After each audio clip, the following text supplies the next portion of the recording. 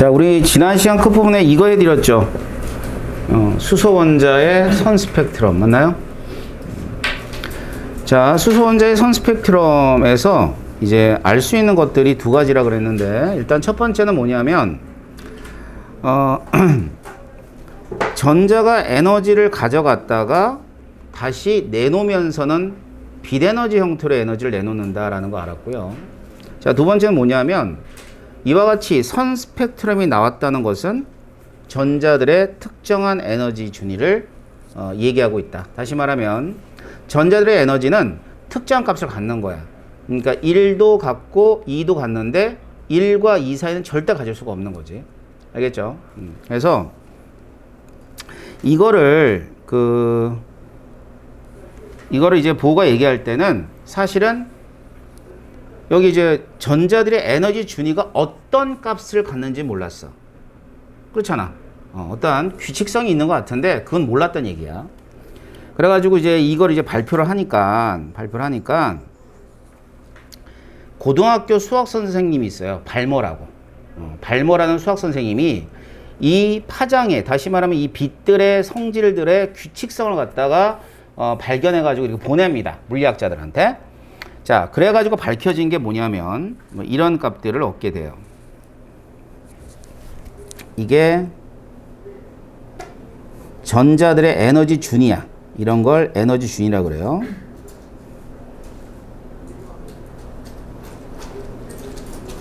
준위. 자, 일종의 위치 에너지라고 생각하면 돼요. 위치 에너지. 알겠어요? 그래가지고 이 에너지 준위는 마이너스, 이건 비례상수, 그 다음에 n의 제곱분의 1이다 라고 얘기합니다. 자, 그래서 이때 n이라고 하는 값은 1이나 2나 3, 자, 이런 값을 갖고, 그 다음에 요 k라고 썼는데 요거는 이제 1312 kJ/몰이 되는 거죠. 이 상수 안에 단위가 들어있어요. 알겠어요? 자, 그러면 지금 이 값 있어요. 이 값. 자, 이 값을, 이게 이제 뭘 뜻하는 거냐면 에너지 준위가 n이 1일 때와 2일 때 각각 다르겠죠. 그지? 각각 다른데 n이 1과 2 사이에 1.5 같은 값은 절대로 가질 수가 없다는 뜻이야. 그래서 이런 것들을 뭐라 그러냐면 불연속적이다. 불연속적이다. 에너지 준위가 불연속적이다라는 표현을 씁니다. 자, 그래서 이제 보호는 여러 사람에 의해서 이렇게 밝혀지게 된 전자들의 에너지 준위가 불연속적이라는 사실을 가지고 이제 자랑을 해야 될 거 아니야. 이 사람, 저 사람 자랑을 해야 돼. 뭐를 이용해 자랑하냐면 모형을 이제 만들어서 자랑을 해요. 그래서 이제 어떻게 모형을 만드냐면 이런 모형을 만들어. 원자 핵이 있고요. 그 다음엔 전자들은 어디에 있냐면 이와 같은 껍질 또는 궤도라는 개념을 이용해 가지고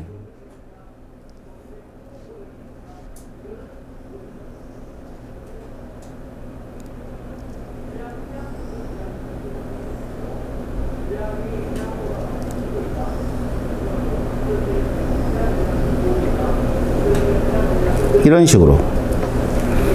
그래서 이제 자, 보가 맨 처음에 뭐란 얘기를 하냐면 궤도 혹은 껍질이라는 표현을 씁니다. 궤도 혹은 껍질. 잠시만요.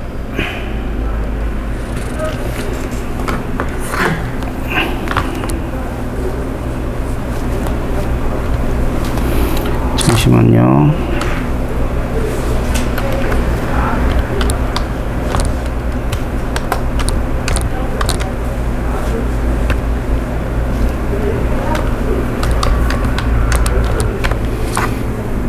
자, 다시 봅시다. 자, 궤도 또는 껍질이라는 얘기를 맨 처음에 쓰게 되는 거야. 그래서 여기 명칭을 붙여요. 어떻게 붙이냐면, 자, 여기는 K 껍질이에요. L 껍질이에요.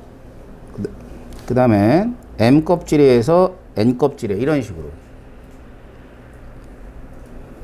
자, 이런 식으로 해서 이제 명칭을 붙이게 되고요.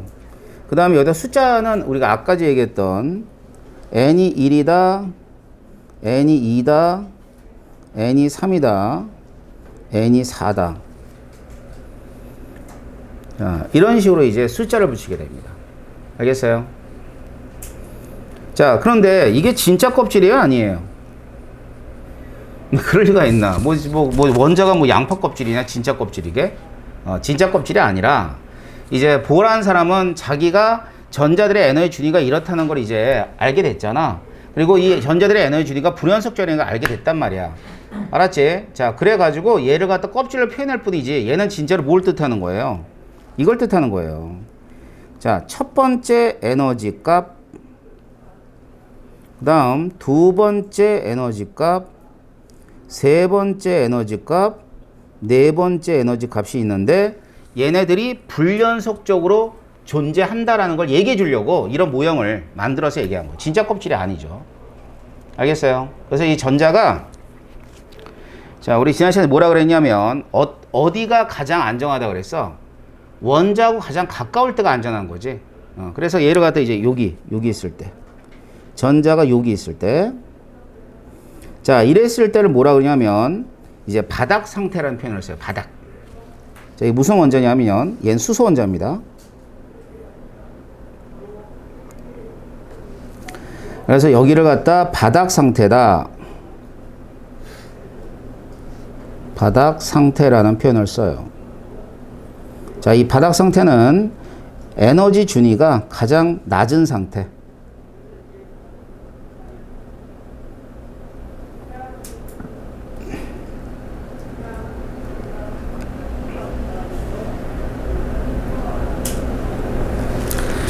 자, 그래서 에너지 준위가 가장 낮은 상태를 뭐라 그러냐면 바닥 상태라고 합니다.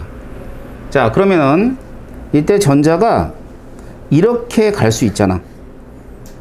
n이 4인 그런 상태가 될 수가 있겠죠? 그럼 뭘 뜻하는 거야? 에너지 준위가 높아진 거야. 에너지 값이 높아졌다고. 알겠지? 그러면 전자가 이런 식으로 에너지 값이 높아졌을 때는 에너지를 흡수했을 때예요. 그러면서 이런 상태를 가리켜서 들뜬 상태라 그래요.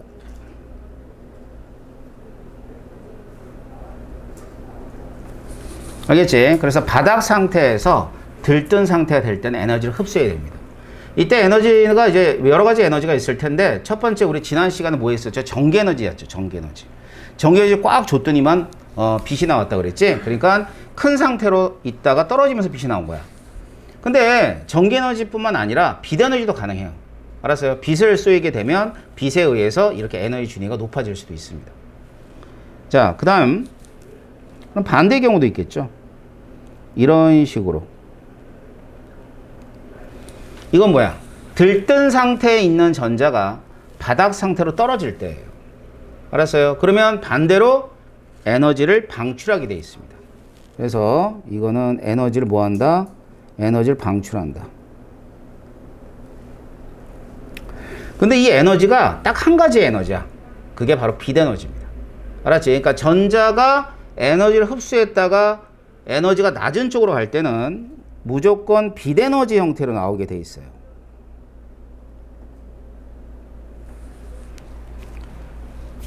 무슨 말인지 아시겠습니까? 그렇기 때문에 그걸 이용한 게 뭐예요? 요즘은 전구. 알았지? 우리 눈에 보이는 반짝반짝 하는 것들은 전부 다 이걸 이용한 거야. 알았어? 번쩍번쩍한 건 전부 다 이와 같은 전자가 에너지가 큰 에너지를 가졌다가 작은 에너지를 가지면서 내놓는 에너지가 빛 에너지를 이용한 게 여러분들이 우리가 흔히 쓰고 있는 조명입니다. 알겠어? 이게 아니었다면 우리는 매번 뭘 썼을까? 백열전구라는 그런 굉장히 구석기적인 조명을 썼을 거야. 그지? 그런데 우리가 이런 사실을 알고 있었기 때문에 여러 가지 조명 기구가 발달하게 되는 거죠. 알겠어요? 자, 그래서 이와 같이 이제 얘기하게 되는 겁니다. 자, 알겠죠? 자, 그래서 이제 전자는 이러한 형태를 가지고 있고, 우리가 이제 배웠던 게 뭐냐면은 이런 걸 배운 거예요. 여기 보면 이제 원자의 구조에서부터 에너지 준위가 무엇이냐라는 것이고, 그 다음에 여기 전자가 존재하는 궤도를 전자 껍질이라 그랬는데 굉장히 비과학적인 단어죠. 존재하는 것이 아니라 에너지 준위가 불연속적인 걸 얘기하고 있는 거야. 존재하기 지가 언제 봤다고, 그지? 단지 에너지 준위가 불연속적인 걸 얘기하고 있는 게 뭐냐면 전자 껍질입니다. 그래서 이와 같은 것들을 이제 현대 원자 모형에서도 사용해요. 알았지? 그러니까 보의 원자 모형은 현대 원자 모형 이전의 모형이라고 보시면 될 겁니다. 그래서 이제 화학원을 들어가시면 현대 원자 모형이 어떤 건가 이런 것도 배우게 돼. 알았지? 이 정도만 여러분 기억하시면 되겠죠. 자, 그러면 원자들이 수소 원자는 전자가 하나 있잖아. 근데 다른 원자는 전자가 몇 개 있냐면 2개 이상 있을 거 아니에요. 그죠? 그럼 이 전자들이 아주 규칙적으로 이 껍질에 배치를 해야 되거든. 그냥 첫 번째 껍질에 다 몰려 있거나 두 번째 껍질에 다 몰려 있거나 그런 일은 없어요. 알겠어? 그래서 우리가 배운 이러한 껍질의 개념을 이용해 가지고 뭘 할 거냐면 전자 배치라는 걸 하게 될 거예요. 전자 배치를 좀 보자.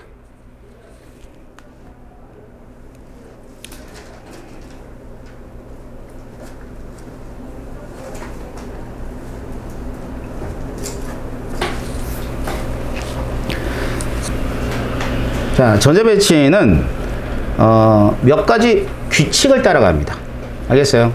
첫 번째 규칙이 제일 중요한 규칙인데, 첫 번째 규칙은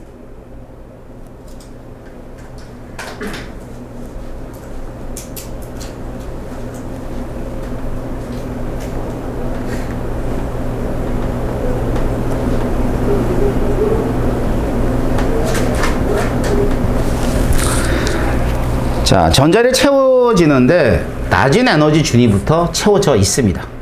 알겠어요? 그러면 제일 낮은 건 뭐예요? K, L, M 이런 식으로. 알겠지? 다음 두 번째.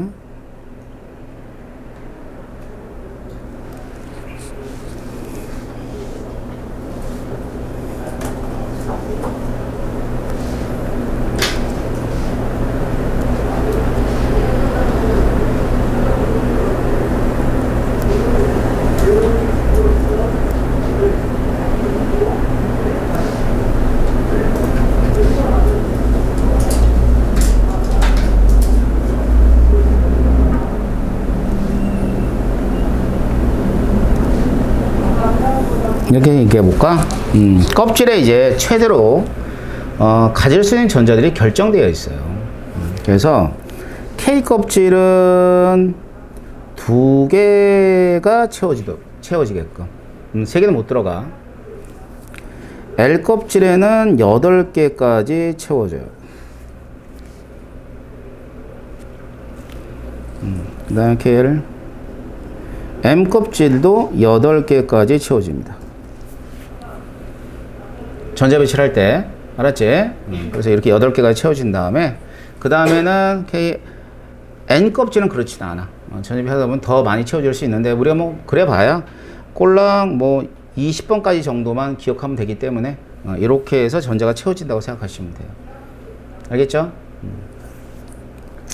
자, 그래서 이제, 통합에서 나오는 전자 배치는 K 2개, L 8개, M도 8개. 실제로 이제 이 M은 8개 이상까지 채워질 수가 있어. 알았지? 그럼 우리 다음에 선생님하고 화학원 배울 때 좀 더 구체적으로 배우도록 할 겁니다. 자, 전자 배치 해볼게요.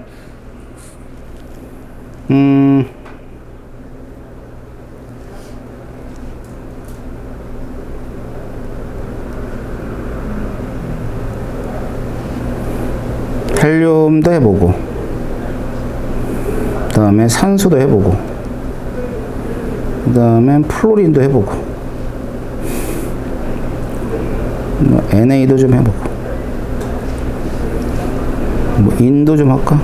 인도 하고, 그 다음엔 아르곤도 좀 해보고, 그 다음 칼슘도 할까요?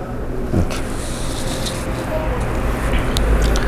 자, 지금 이러한 원소들을 우리가 위에서 배웠던 규칙대로 좀 해볼게요.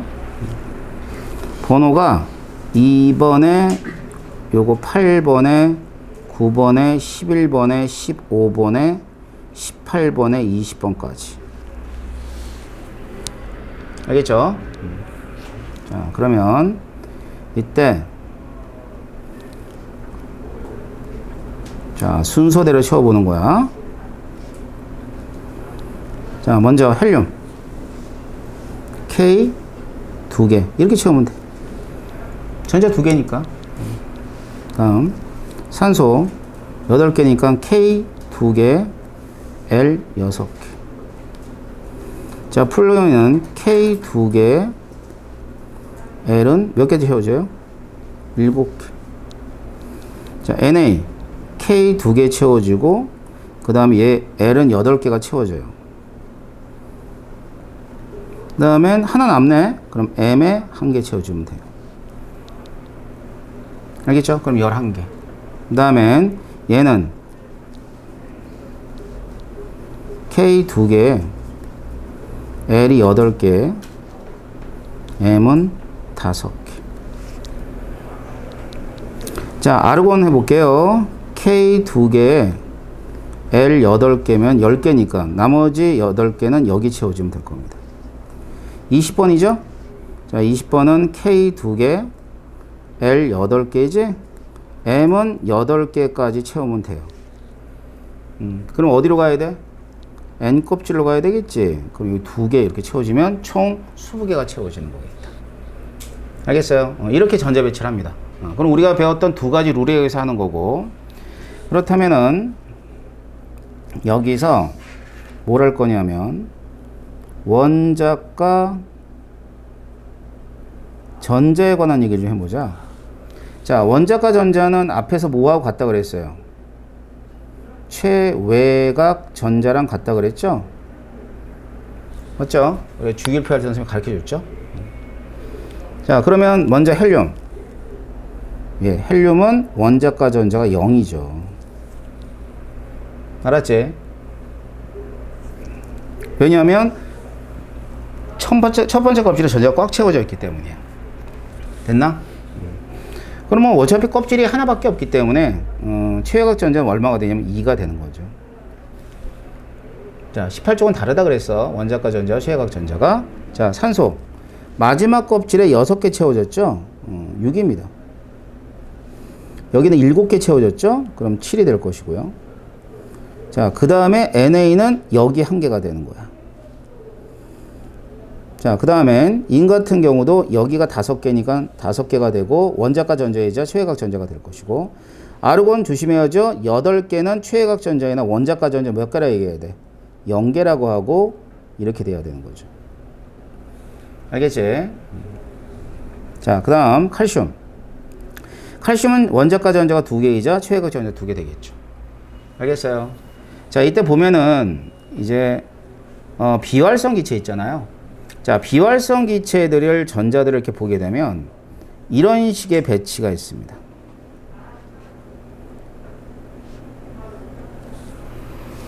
알겠지? 자, 그래서 얘는 안정한 기체지? 몇 개가 채워졌을 때 맨 마지막 껍질에 첫 번째 껍질을 빼놓고 8개가 채워지면 안정한 거야. 알겠지? 자, 이게 이제 우리가 다음 단원에 나오는 화학결합에 쓰이는 8전자 규칙이에요. 알았어요? 8전자 규칙이라는 게 별게 아니야. 비활성 기체와 같은 전자 배치를 갖는 걸 우리가 8전자 규칙이라고 그래. 그럴 때 어떡하다? 안정하다 이런 뜻이야. 알겠어요? 자, 그 다음엔 전자 배치를 통해서 뭐를 확인할 수 있냐면 우리는 주기도 확인할 수 있죠. 전자 배치가 주기를 나타내 주는 거니까. 자, 껍질 수 1주기 여기 2주기네 이렇게. 근데 여기 3개는 3주기가 되겠죠. 껍질이 3개니까 3주기네. 그 다음 여기는 4주기가 될 겁니다. 됐나요? 자, 결국 주기율표 상에 있는 모든 원소들이 이제 전자 배치는 굉장히 규칙성을 갖습니다. 알겠어요? 그래서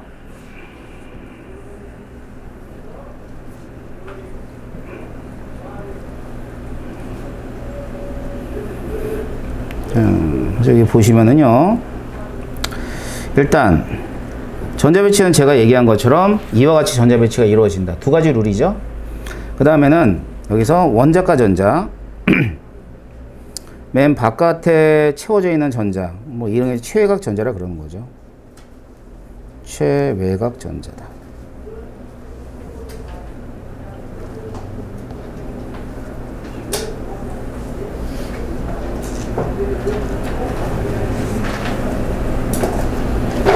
전자라고 합니다.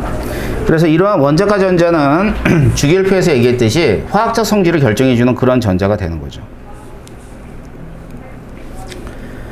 그래서 전자 배치에 따른 원소의 어떤 주기적 성질을 살펴보게 되면 뭐 같은 주기에서는 같은 껍질수, 같은 족에서는 원자과 전자수가 같다.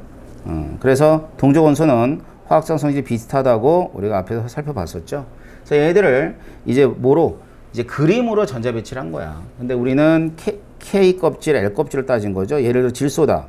그러면 K 껍질에 2개, K 껍질에 2개, L 껍질에 5개. 이렇게 돼서 이제 15족이 되는 거고. 그 다음에 뭐 황도 마찬가지죠. K 껍질에 2개, L 껍질에 8개인데 M 껍질에 몇 개 있어요? 6개가 있기 때문에 16족이 된다는 뜻입니다. 아셨죠? 자, 그래서 이와 같은 어떠한 전자 배치에서 주기적인 성질을 찾아볼 수 있겠지만 화학적 성질도 굉장히 주기적이에요. 그래서 이제 주기율표가 있으면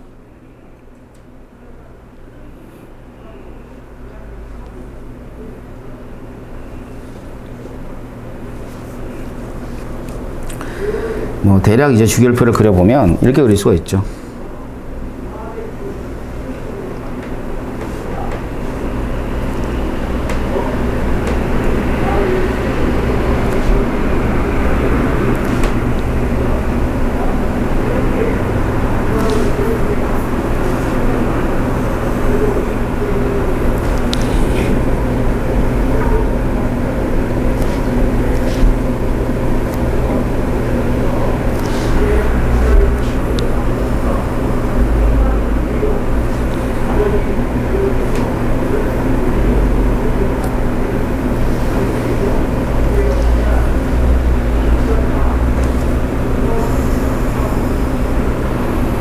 주기율표 뭐 대충 이렇게 생겼어요. 그죠? 자, 그래가지고 여기는 이제 수소가 될 것이고 여기는 이제 헬륨이 되겠죠. 알겠죠? 자, 그러면 우리가 이제 주기적 성질이라는 얘기니까 어떤 규칙적인 성질을 얘기한다면 이쪽으로 가고 이쪽으로 갈 때. 자, 그럼 이쪽 방향에 있는 애들이 주로 금속들이죠. 맞지? 금속이야. 그랬을 때 얘들은 금속의 반응성이 크다라는 표현을 써요. 금속의 반응성이 크다. 그러면 금속의 반응성이 크다는 것은 다른 말로 얘기하자면 양이온이 전자를 잃기 쉽다. 이것부터 먼저 쓸까? 전자를 잃기 쉽다. 이렇게 돼요. 전자를 잃기 쉽다. 전자를 잃기 쉬워서 이제 뭐가 되냐면 양이온이 되는 거니까 양이온이 되기 쉽다. 자, 양이온이 잘 된다는 얘기는 전자를 잘 잃는다는 얘기가 똑같은 얘기인데 전자를 잃을 때를 우리가 산화라 그럽니다. 그래서 산화되기 쉽다라고 보시면 돼요. 자, 다 똑같은 말을 이런 식으로 표현해 준 거죠. 그러면은 이때 금속이니까 뭐는 빠져 있어야 돼? 상위 수소는 빠져 있어야지. 여기 있는 애들. 지금 여기 있는 얘네들을 갖다 의미해 주는 거야. 수소는 비금속이잖아. 알겠어요? 그래서 여기 있는 애들이 이름이 이제 무슨 금속이었어요? 알칼리 금속이었죠. 그래서 이 알칼리 금속은 금속 중에서도 반응성이 대장인 그러한 금속이 되는 거예요. 그 다음에 이제 우리가 오른쪽에 주기표상의 오른쪽에 있는 애들 비금속이라 그러죠. 그죠? 비금속은 어떻게 되냐면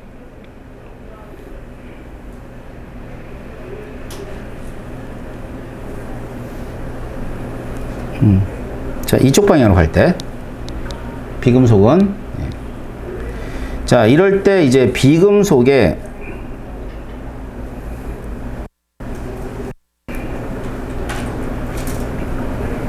반응성이 크다고 얘기합니다. 물론 비활성 이체를 제외하고.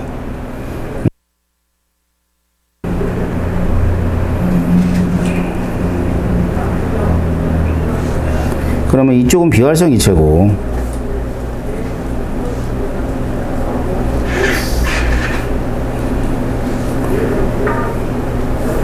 비활성 이체이기 때문에 반응성이 굉장히 작은 애들이죠. 그지? 그럼 여기서 이제 비금속의 반응성은 어디를 뜻하는 거냐면 바로 여기 있는 애들이에요.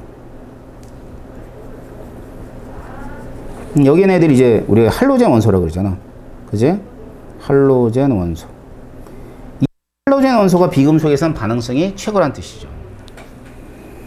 자, 그럼 비금속이 반응성이 크다는 것은 금속과 다르게 전자를 얻기 쉽다야. 그럼 얘는 주로 음이온이 되죠? 음이온이 되기 쉽다. 음이온이 되기 쉽다. 자, 전자를 얻는 건 우리 환원이라 그래요. 그래서 얘는 환원되기 쉽답니다.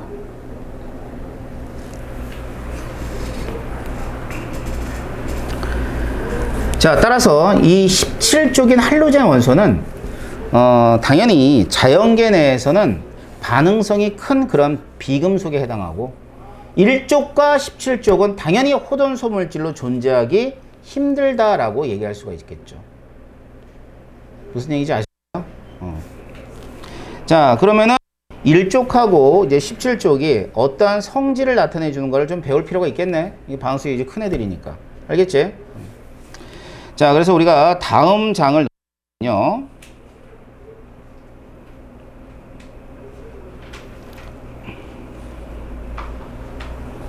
자, 할로젠 원소하고 알카리 금속에 관한 그러한 그 성질을 갖다 쭉 정리해 놨어요. 자, 그걸 보도록 할 텐데, 그럼 일단은 우리가 한 강이 끝났으니까 5강에 대한 연습 문제는 다음 오토매틱으로 숙제겠다. 그지? 그럼 숙제 검사 선생님이 할까 안 할까? 하겠다. 그지? 안 하면 엄마한테 이른다 그랬다. 알겠어요? 쪽팔려. 엄마한테 이르면. 그치? 이제 고등학생인데 엄마한테 이르면 해오세요. 되게 쉽잖아. 그지? 자, 그럼 이제 알카리 금속 좀 보자. 자, 이 알카리 금속의 성질은 이 알카리 금속에 대한 그 알카리 금속이라는 어떤 호돈소 물질이 있을 거 아니에요. 물질에 애들이 어떤 영향에 의해서 성질이 결정되어 있느냐 하면은 사실은 가장 크게 영향을 주는 이러한 알카리 금속이라는 금속 결합 있죠. 얘가 영향을 줘요. 알겠어요? 자, 일단 봐봐봐. 우리 금속에 대한 얘기는 앞에 잠깐 선생님 언급했어요. 금속은 어떻게 모형을 얘기할 수 있냐면 이렇게 얘기할 수 있다고 그랬어. 이렇게 플러스고 있는 양이 있고요. 그 다음에 이제 원자가 전자를 잃었을 거 아니야. 그 일쪽이니까 원자과 전자가 하나예요. 하나. 그러면은 전자들을 이렇게 잃는다고. 하나씩 잃어요.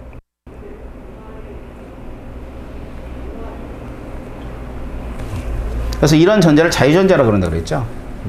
그러면 이 자유전자하고 이 플러스를 띄고 있는 사이에서 어떤 힘이 작용해? 응? 전기력. 자, 그런데 이제 화학은 물리와 다르게 전기력 하나만 생각하면 돼. 자, 물리는 뭐까지 생각해야 돼? 중력도 생각해야지. 그지? 근데 화학은요, 뭐만 생각하면 되냐면 전기력 딱 한 가지만 생각하면 돼. 그러면 있을 거예요, 분명히. 중학교 때. 전기력은 어떨 때 크다고 배웠어요? 전기력은?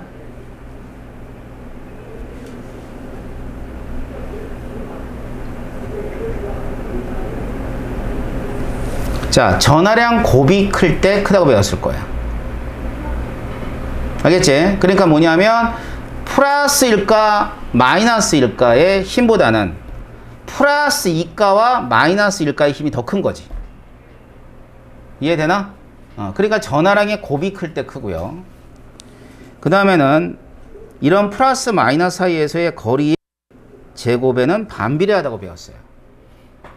당연히 거리가 멀면 멀수록 어떨까? 힘이 약해지는 거고요. 가까우면은 힘이 약해지는 겁니다. 알겠어? 그러니까 우리 원자의 구조에서도 배웠잖아. 플러스를 띠고 있는 원자핵과 마이너스를 띠고 있는 전자는 가장 가까울 때 안정하다는 얘기는 뭐야? 강하게 결합할 수 있다는 뜻이야. 알았어? 자, 그럼 이게 전기력입니다. 그러면은 지금 이 자유전자와 그 다음에 금속의 양이온이 있잖아요. 이게 자유전자라 그랬고. 그럼 자유전자하고 금속의 양이온이 있는데 이때 일쪽이야. 일쪽은 전부 다 플러스 일가. 전자도 마이너스 일가니까 전하량의 곱은 동일해요. 어떤 금속이든. 알겠어? 그런데 뭐가 달라지냐면 애들의 껍질 수가 여기 두 껍질, 세 껍질, 네 껍질 이런 식으로 돼버리지. 그지? 그러니까 알칼리 금속은 점점 원자 번호가 증가함에 따라 원자 반지름이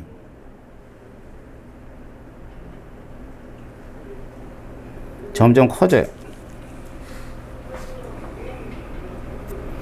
원자 반지름이 점점 커지다. 자, 그러면 반지름이 커진대요. 반지름이 커진대. 그러면 전자가 말이죠. 저렇게 멀리 있는 애를 잡아야 돼. 힘이 강하겠어, 약하겠어? 강할까, 약할까? 약하죠. 약하죠, 당연히. 멀리 있는 애를 잡아야 돼, 약하지. 그지? 그래서 얘는 금속 결합력이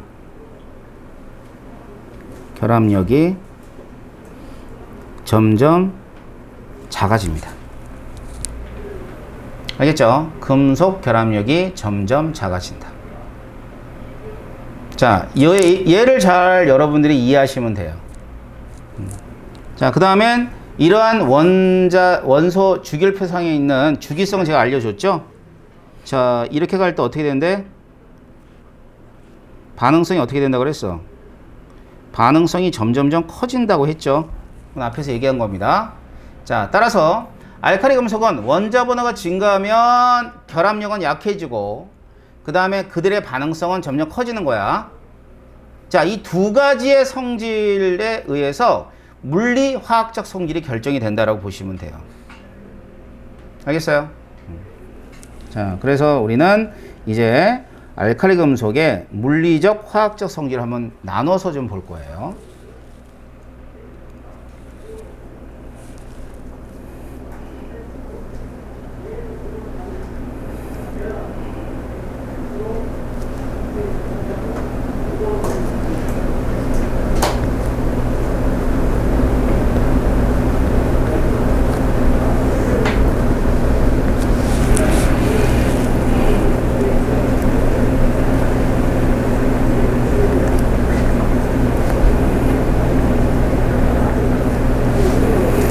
자, 루비디움 세슘까지가 알칼리 금속입니다. 자, 그렇다면 첫 번째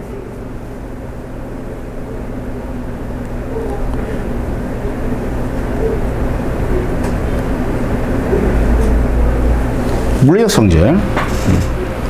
자, 아까 결합력은 원자 번호가 증가하면 점점 약해진다 그랬어. 알겠지? 그래서 물리적 성질은요,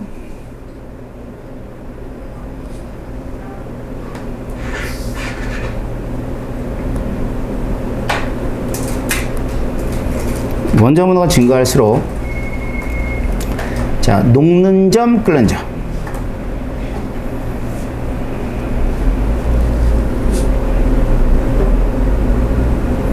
녹는 점도 끓는 점도 모두 어떻게 되냐면 낮아집니다. 알겠지? 녹는 점, 끓는 점이 낮아져. 그렇다고 이제 뭐 굉장히 낮지는 않아요. 낮지 않은데 않기 때문에 이제 25도씨에서 모두 고체로 존재하는 건 맞아. 근데 뭐 그렇다고 또 되게 높지도 않아요. 예를 들어 세슘 같은 경우는 녹는 점이 무려 32도 정도 됩니다. 32도. 아이고 32도면은 우리 체온보다도 녹는 점이 낮아요. 그죠? 그럼 세슘은 여기 손바닥에 딱 놔두면 어떻게 될까? 액체로 녹아버리는 거야.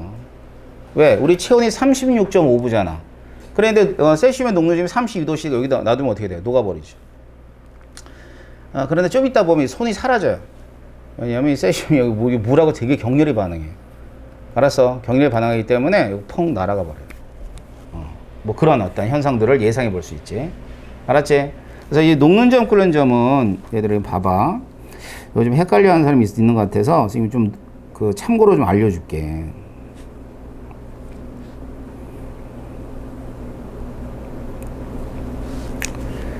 자, 이 녹는 점, 끓는 점이 있어요. 그럼 어떤 물질이든 간에 이게 온도거든요.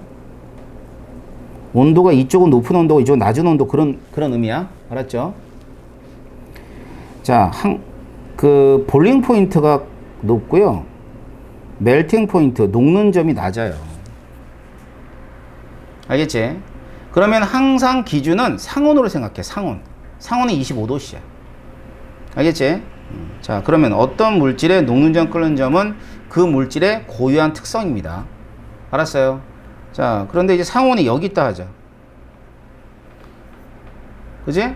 그러면 이게 끓는 점보다 상온이 높은 온도네. 그랬을 때 기체로 존재해요. 자, 물질의 끓는 점보다 상온이 높으면은 기체로 존재하는 거야. 알겠어? 자, 그런데 물질의 녹는 점이 상온보다 높아요. 그러니까 상온은 녹는 점 아래에 있는 거지. 그럴 때 고체로 존재합니다. 알았지? 그런데 25도가 이런 끓는 점과 녹는 점의 사이에 있으면 액체로 존재하는 거야. 가장 쉬운 예가 물이야. H2. 자, 어느 점 0도씨인 거 다 알죠? 끓는 점이 100도씨인 건 알지? 자, 지금 우리가 생활하는 공간에서의 온도가 25도씨야. 그러면 끓는 점과 녹는 점 사이에 있기 때문에 액체로 존재하는 겁니다. 알았어요? 그럼 봐봐. 얘네들이 높으면 높을수록 어떤 상태로 있을까? 다시 이 두 온도들이 높으면 높을수록 어느 상태를 선호해? 고체. 이 온도가 낮으면 낮을수록 어느 상태가 될까? 기체. 이해됩니까? 그래서 끓는 점이 높은 물질은 액체나 고체, 끓는 점이 낮은 물질은 기체로 존재할 수가 있는 거예요. 물론 얘네들은 금속이기 때문에 일단은 끓는 점과 녹는 점이 다른 물질에 비해서는 좀 다소 높죠. 하지만 많이 높지는 않아. 알았어?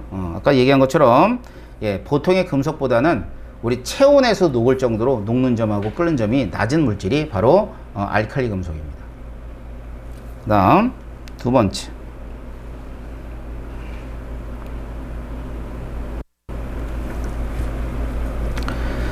자, 아까 결합력이 약하다 그랬죠. 끓는 점, 녹는 점이 뭐 그렇게 많이 높지는 않다 그랬죠. 그지? 그렇기 때문에 얘는 무르다. 는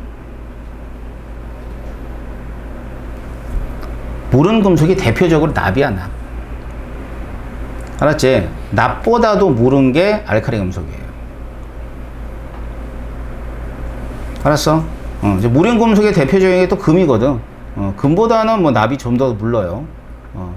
그래서 이제 뭐 금도 뭐 손톱으로는 안 들어가도 여기 우리 치아 있죠? 이빨 사이에 끼고 물으면 들어가죠. 집에 금이 있으면 한번 물어봐봐. 이빨 자국이 선명하게 날 거야. 그럼 이제 엄마한테 등짝 스매싱을 당하겠죠. 근데 납은 정말 손톱으로 눌러도 들어가요. 근데 얘네들도 그래. 납보다 더 물러. 우리 지난 시간에 그 리튬 그 동영상 기억해? 리튬 어떻게 했어? 막 잘랐지, 그지? 그럼 이거는 리튬은 그나마 좀 단단해요. 칼륨 가죠. 칼륨으로 가면은 나트륨, 칼륨 같은 거 칼륨은 아예 나무 칼로 잘라도 잘라져요. 알았어요? 나트륨은 나무 칼까지는 안 돼. 그런데 칼륨은 나무 칼로 잘라도 툭툭툭 잘라질 정도로 굉장히 무릅니다. 알겠어요? 그래서 무르다라는 그러한 특성은 결국 결합력이 그렇게 강하진 않다는 뜻이죠. 그죠? 무르다. 다음 세 번째는 가볍다.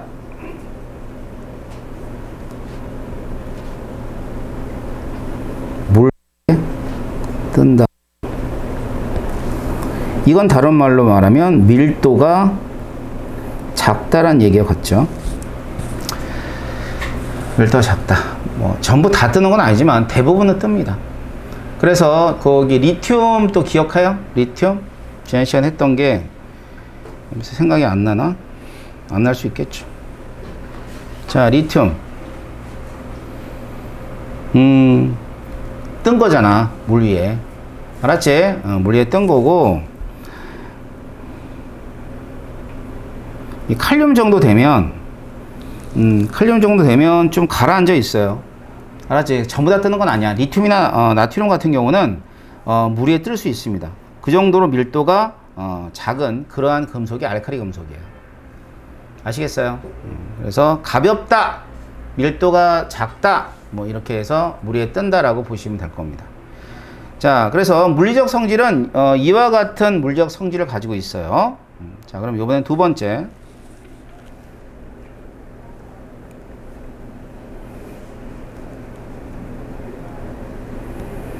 알칼리 금속의 화학적 성질. 자, 화학적 성질을 한 단어로 줄이면 뭐에 해당하냐면 반응성에 해당해요.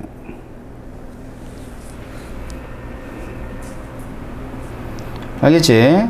자, 반응성은 점점 갈 때 반응성이 어때요? 반응성 일로 갈 때 큽니다. 원자분의 증가함에 따라서. 그래서 첫 번째는요,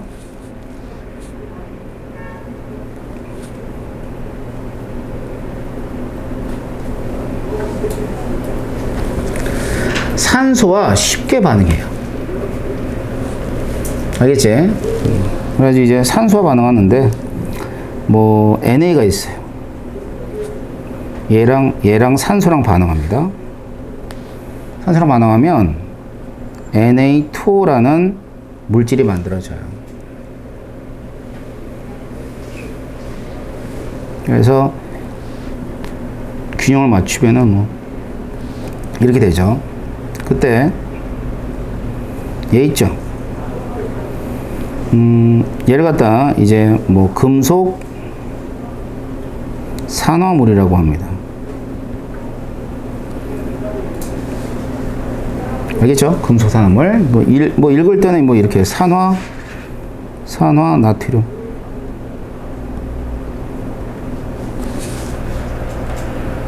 자, 산화 나트륨 이렇게 읽어요. 그래서 일단 여기 이제 NA가 있다고 하자.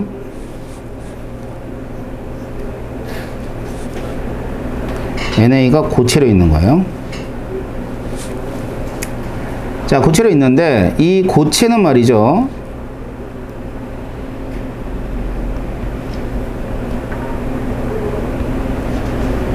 자, 은백색 광택입니다. 아까 봤죠? 그제? 나트륨도 봤고 리튬도 봤듯이 은백색을 띄어. 번쩍번쩍 빛나. 그런데 얘네들을 공기 중에 냅두면 이 은백색 광택이 이렇게 사라져요. 겉부분에서 광택이 사라져요. 광택이 사라지면서 이제 흰색이 되거든. 요렇게 된 게 뭐 때문이냐면 여기 겉에는 Na2O가 생성되면서 은백색이 사라지게 돼 있어요. 그럼 이런 걸 뭐라 그러냐면 광택을 잃는다라고 얘기하는 거야. 알았어? 안에는 NA가 있지. 당연히 안에는 NA가 있는 거고 그 겉에는 Na2O가 형성이 되는 겁니다. 아셨어요? 그래서 산소와 굉장히 쉽게 반응하는 그러한 화학적 성질을 가지고 있죠. 다음 두 번째.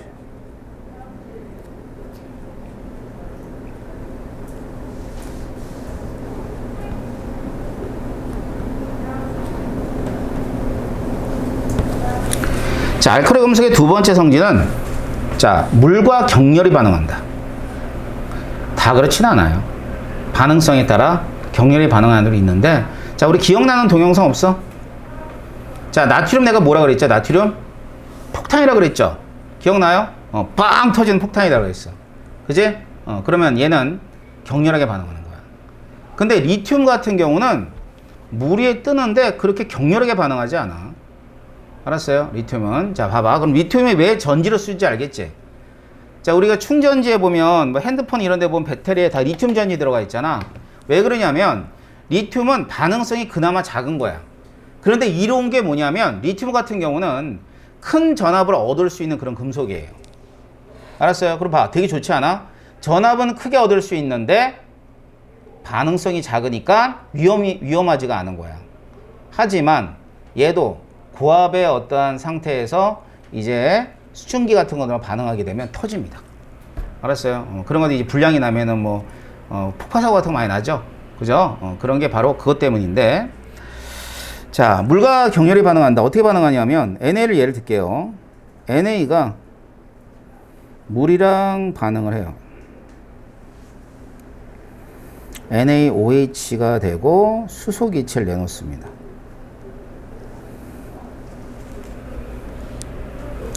자, 그래서 얘들은 이런 식으로 반응을 합니다.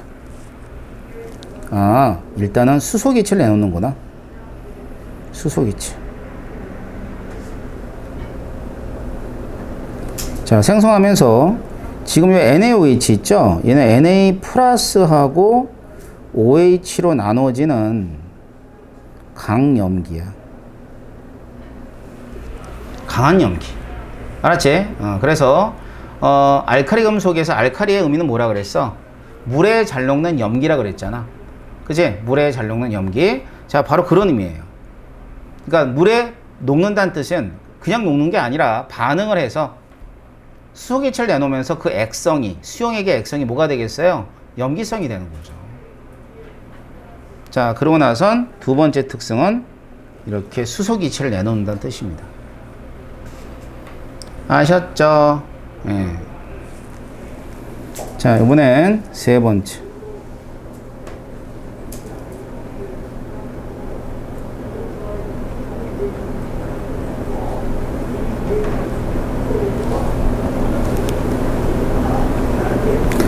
자, 할로젠 원소와 반응을 합니다. 자, NA가 있어. Cl2가 있어요. 얘들이 반응하면 NaCl이 돼요. 그래서 여기 보면 이런 식으로 반응을 합니다. 이렇게. 자, 그럼 뭐냐면 이것도 우리 지난 시간에 봤어요. 뭐 플로린이나 이런 염소 같은 애들, 염소 기체가 있었는데 거기에 이제 나트륨과 반응했을 때 막 격렬히 반응했잖아. 그래가지고 이제 허연 가루가 옆에 튀는데 그 허연 가루가 바로 소금. 알겠어? 그게 바로 소금입니다. 그래서 할로젠 연소와 이제 격렬히 반응하는 그러한 성질을 가지고 있고요. 그 다음에 요번에는 네 번째는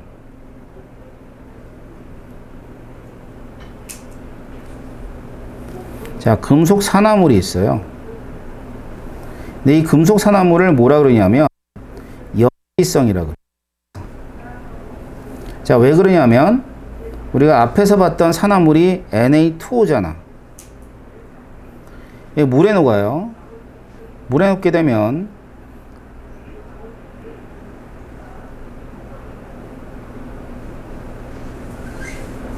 이렇게 형성이 돼요. 그러면 얘가 뭐라 그랬어요? 염기라 그러지 않았어요? Na 플러스하고 OH 마이너스로 나눠준 염기예요. 알겠어? 그래서 금속 산화물이 물에 녹았을 때 이런 염기를 생성한다라고 생각하면 돼. 그러면 얘가 염기성을 띈다라고 얘기하는 거야. 자, 지금 본 애들이 이제 이러한 화학적 성질에 해당한다 보시면 되겠죠. 물론 우리 시험에 많이 나오는 건 화학적 성질이 많이 나와요. 알았어요? 그래서 우리 교재에 보면 거기 탐구가 있어요. 탐구. 여기 한번 봐봐. 자, 일단은 물과 이제 반응하는 걸 나타내 주고 있는 건데, 뭐 여러 가지를 다 얘기해 주고 있죠, 뭐. 지금 보면은, 쌀알 크기만큼 자른다. 뭐라고 써요? 쌀알 크기만큼 자른다 그랬죠, 이게.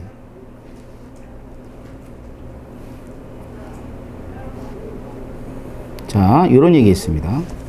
자, 쌀알 크기만큼 자른다. 굳이 왜 쌀알이라는 표현을 썼을까? 콩알도 아니고. 콩알 하면 위험하니까. 콩알은 위험하고 쌀알은 안전한 거야. 좀 덜 위험한 거지. 반응성이 커서.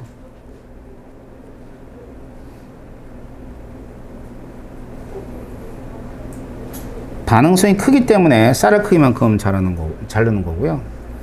그 다음에 금속 광택이 금방 사라진다. 그럼 금속 광택이 금방 사라지는 건 뭐에 해당해? Na2O를 생성하는 거예요. 알겠어? 얘를 생성하기 때문에 사라지는 거고요. 그 다음엔 자, 페놀프탈레인 용액을 떨어뜨린다 그랬죠? 요건 이제 이 페놀프탈레인 염기성을 확인하기 위해서 쓰는 겁니다. 자, 그래서 여기 보니까 물의 표면에서 반응한다 그랬네요. 나트륨 썼죠. 그리고 리튬하고 나트륨은 표면에서 반응하는데 리튬은 서서히 반응하고 그 다음에 나트륨은 좀 격렬히 반응해요. 자, 표면에서 반응하는 이유는 밀도가 작기 때문이야. 알겠어요? 자, 붉은색으로 변한다. 수용액이. 자, 그건 왜 그러냐면 페놀프탈렌을 집어넣었잖아. 페놀프탈렌은 염기성에서 붉은색을 띄어요. 그렇죠? 그래서 이런 물질을 지시약이라고 우리 얘기하는데요. 그래서 붉은색으로 변하는 게 염기성이다라는 걸 확인하는 거죠. 알겠죠? 자, 그러면 이때 생성되는 수소는 뭐 너무 간단해. 불 붙이면 돼. 펑 소리 나요. 자, 수소가 눈에 안 보여요. 왜냐면 색깔이 없어요, 수소는. 색깔이 없기 때문에 눈에 안 보이는데 수소가 나오는지 어떻게 하느냐? 불을 붙여봐. 그럼 폭 하고 터버려요. 알겠어요? 그래서 이제 실험